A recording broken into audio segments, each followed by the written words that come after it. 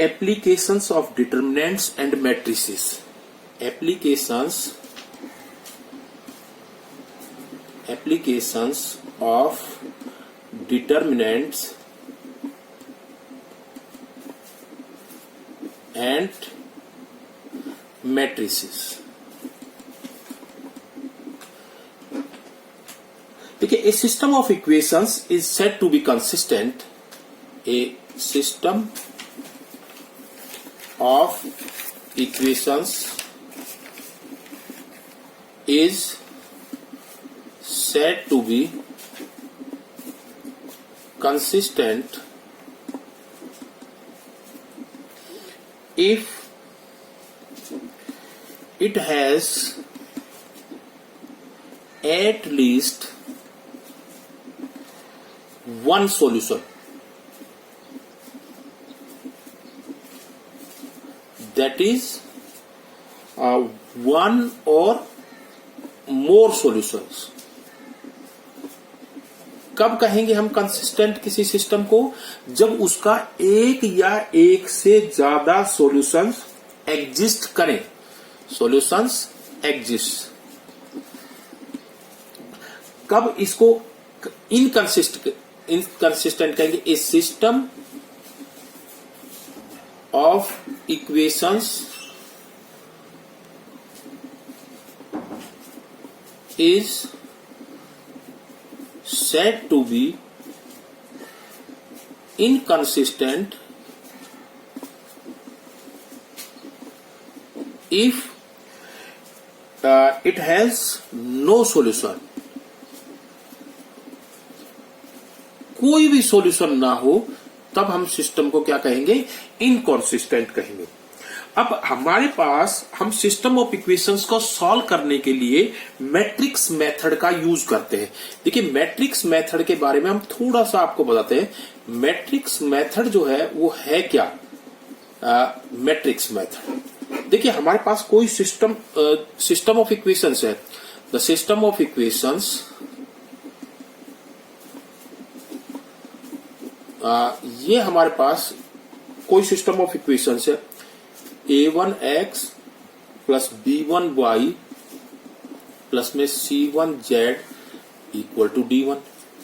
a2x plus में b2y plus में c2z is equal to d2. a3x plus में b3y plus में c3z is equal to d3. It can be written as, अगर हम इस system को लिखना चाहें तो हम इसको ऐसे लिख सकते हैं. ax is equal to B, where a equal to matrix. अगर हम a मैट्रिक्स लिखना चाहें तो a मैट्रिक्स हम ये लिख सकते हैं a1 b1 c1, a2 b2 c2, a3 b3 and c3. ये तो हमारे पास a मैट्रिक्स होगी. फिर हम उसके बाद x अगर मैट्रिक्स लिखना चाहें तो x हम लिखेंगे क्या? x y z. और अगर हम b मैट्रिक्स लिखना चाहें तो b मैट्रिक्स हम लिखेंगे d1 d2 और d3. इस सिस्टम ऑफ इक्वेशंस को हम इस तरह से लिख सकते हैं. अब हम अगर x इनवर्स फाइंड आउट करेंगे तो हमने x की वैल्यू फाइंड आउट करनी है तो x इज इक्वल टू हमारे पास क्या हो जाएगा? a inverse b. अब a इनवर्स b एग्जिस्ट करता है या नहीं करता है ये डिपेंड करता है इस सिस्टम ऑफ इक्वेशंस के सॉल्यूशन पे. तो हम क्या कहेंगे? सिस्टम ऑफ सॉल्यूशन यानी कि फर्स्ट हमारे पास क्या होगा? If a is non singular matrix, if a is non singular matrix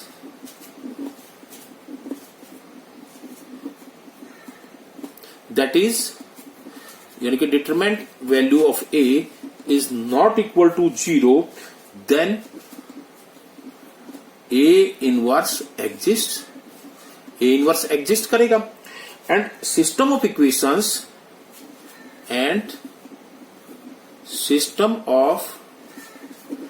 equations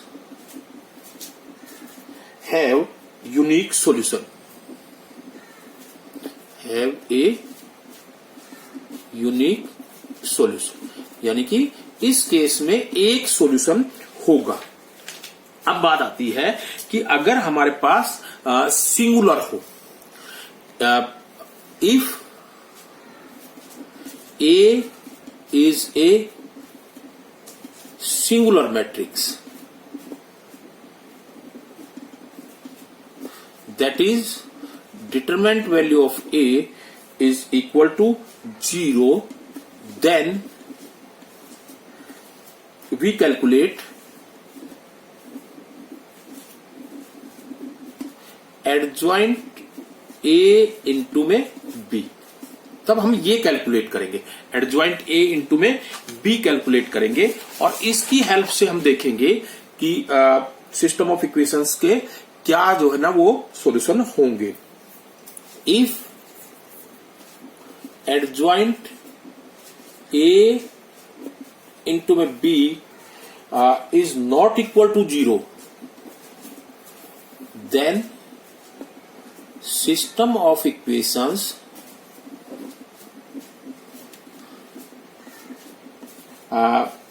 have no solution,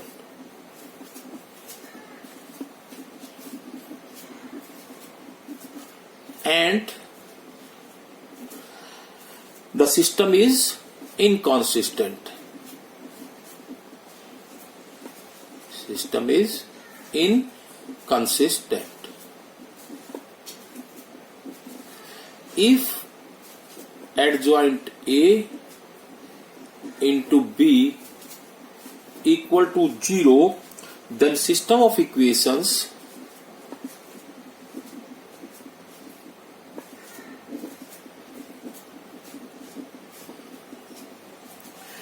have either infinitely many solutions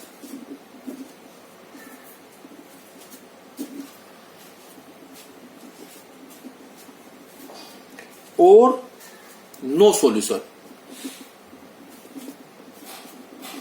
or no solution. It means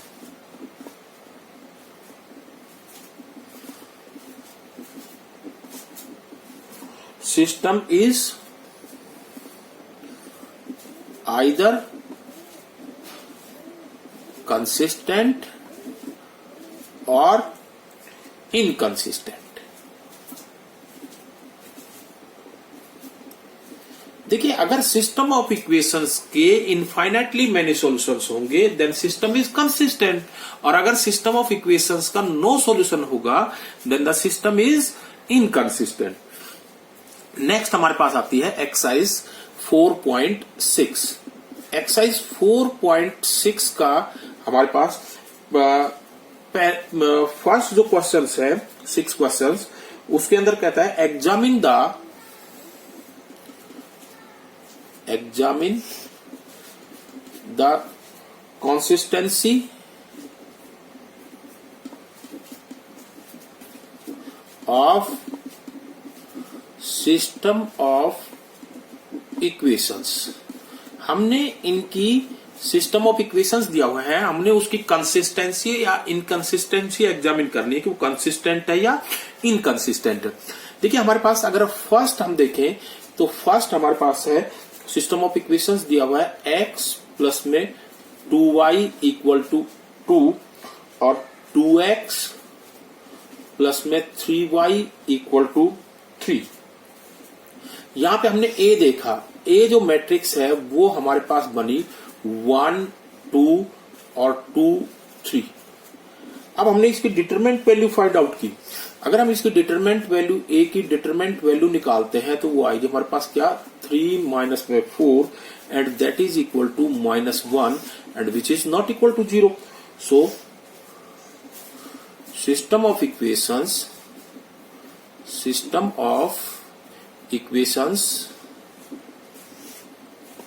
is consistent, क्योंकि हमारे पास matrix A जो है वो non singular है। उसके बाद अगर हम इसी का क्वेश्चन नंबर 3 देखते हैं, सेकंड आप खुद करेंगे इसी तरह से। देखिए, हमारे पास ये दिया हुआ है x प्लस में 3y इज इक्वल टू 5 और दूसरी इक्वेशन दी हुई है 2x प्लस में 6y इक्वल टू 8। अगर हम यहाँ पे ए मैट्रिक्स देखते हैं तो ए मैट्रिक्स हमारे पास बनती क्या 1 3 और 2 6 और अगर हम इसकी डिटरमिनेंट वैल्यू निकालते हैं ए की तो वो आती है हमारे पास 6 माइनस में 6 दैट इज इक्वल टू 0। तो आइदर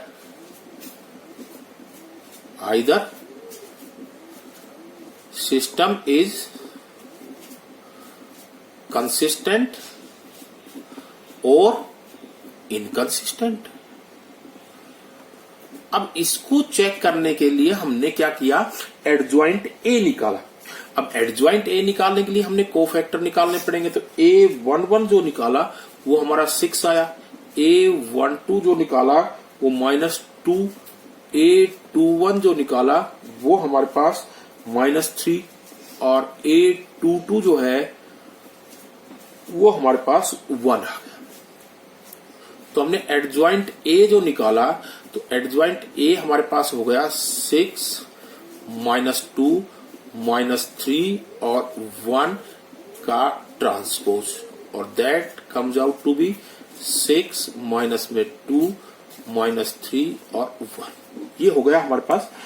अब हमने निकाला क्या, एडजॉइंट ए इंटू में बी। एडजॉइंट ए इंटू में बी जब निकालेंगे तो वो हमारे पास क्या आएगा 6 माइनस में 3 -2 1 और b से हमने इसको मल्टीप्लाई किया। b हमारे पास है 5 8 और ये जब मल्टीप्लाई किया तो मल्टीप्लाई करने के बाद आ गया 30 माइनस में 24 और -10 प्लस में 8 और ये हमारे पास आएगा 6 और माइनस में 2 and which is not equal to 0। तो सिस्टम इज इनको system of equations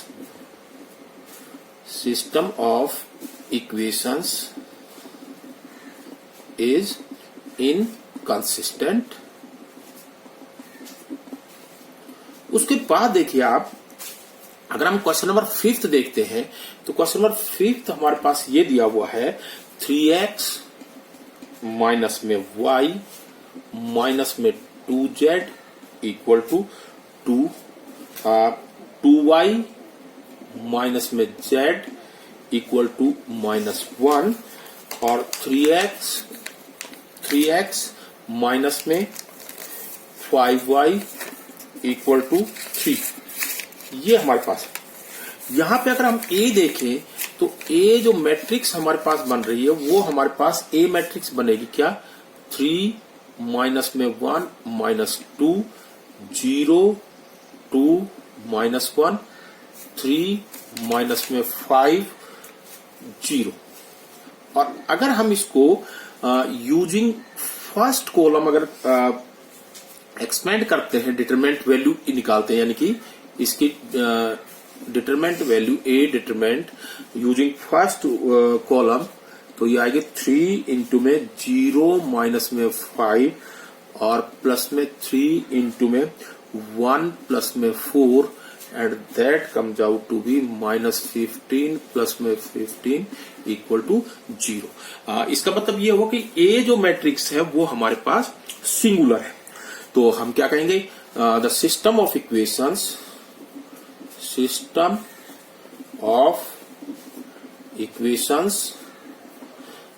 is either consistent और इनकंसिस्टेंट। हम इसके लिए एडजॉइंट ए निकालेंगे और एडजॉइंट ए निकालने के लिए वही हमने कोफैक्टर्स निकाले। देखिए यहां अगर हम कोफैक्टर निकालते हैं तो A11 हमारे पास -5 आएगा, A12 जो है -3 आएगा, A21 जो है वो -6 आएगा, A21 जो निकालेंगे वो 10, A22 जो निकालेंगे वो हमारे पास 6, A23 जो निकालेंगे वो हमारे पास 12, A31 निकालेंगे वो हमारे पास 5, 3 2 निकालेंगे वो हमारे पास 3 और A3 निकालेंगे वो हमारे पास 6 आ जाएगा। तो यहां से हमने क्या निकाला, एडजॉइंट A निकालने की कोशिश की। तो एडजॉइंट A जो है वो हमारे पास ये आया। हम कोफैक्टर्स को लिखेंगे -5 -3 -6 10 6 12 5 3 6 और इसका जो है ट्रांसपोज।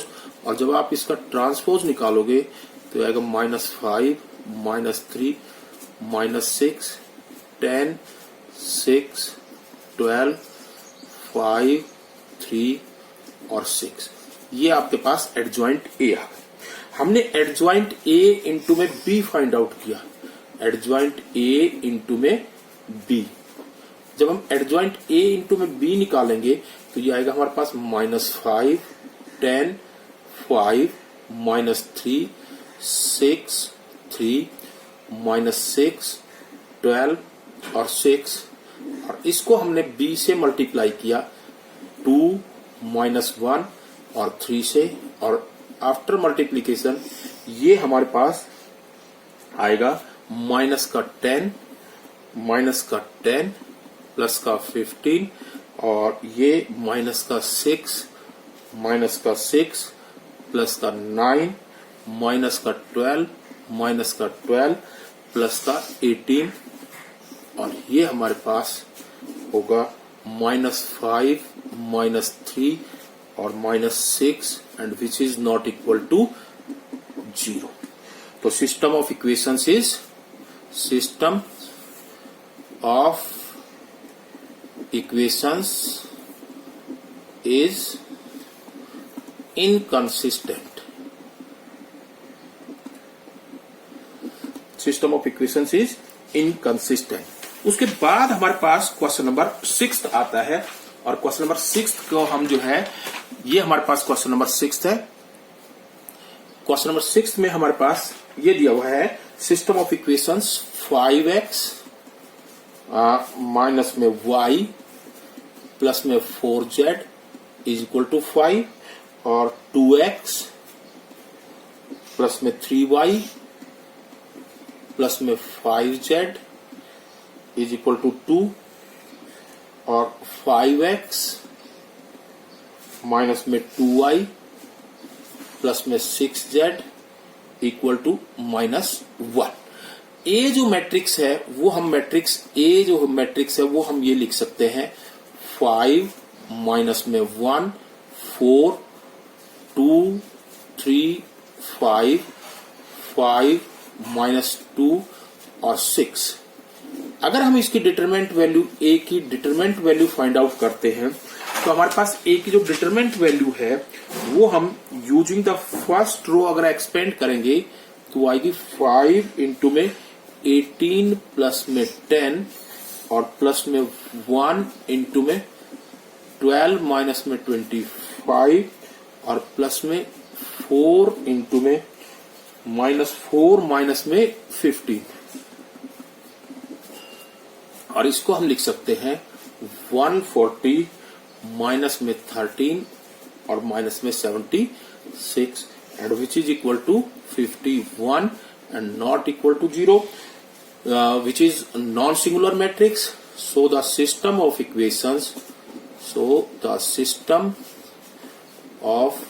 equations is consistent.